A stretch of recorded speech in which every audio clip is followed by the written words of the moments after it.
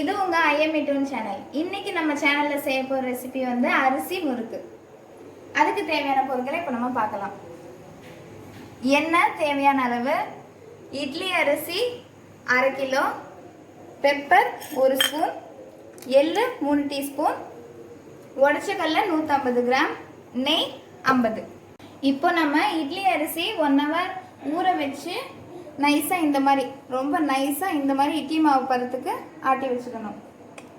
Next வந்து பெப்பரை வந்து இப்படி தூள் பண்ணி வச்சுக்கோங்க. உடைச்ச கல்லை வந்து இப்படி நைஸாக பவுடர் மாதிரி அரைச்சி வச்சுக்கோங்க. இப்போ நம்ம ரெடி பண்ணி வச்சுருக்க எல்லாத்தையும் போட்டுடணும். ஃபர்ஸ்ட் வந்து எள்ளு 3 டீஸ்பூன்,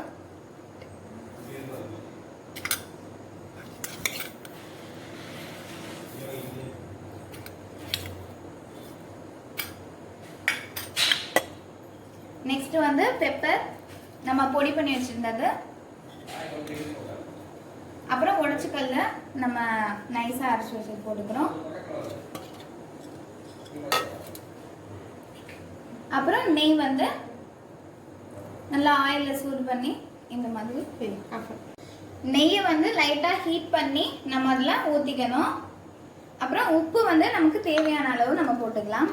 நல்லா மிக்ஸ் பண்ணணும். நம்ம இதை வந்து உடனே சுட்டுடணும்.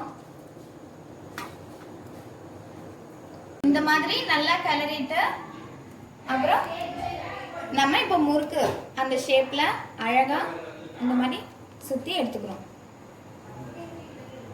ஆயில் நல்லா ஹீட் ஆனதுக்கு அப்புறம் நம்ம பண்ணி வச்சிருக்க முறுக்க இப்படி போட்டுக்கலாம்.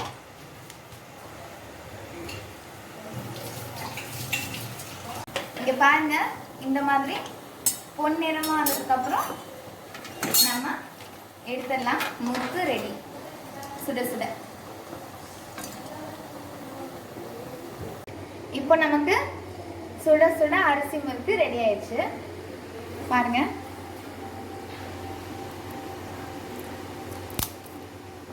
நல்லா முறுமுறுன்னு வந்திருக்கு.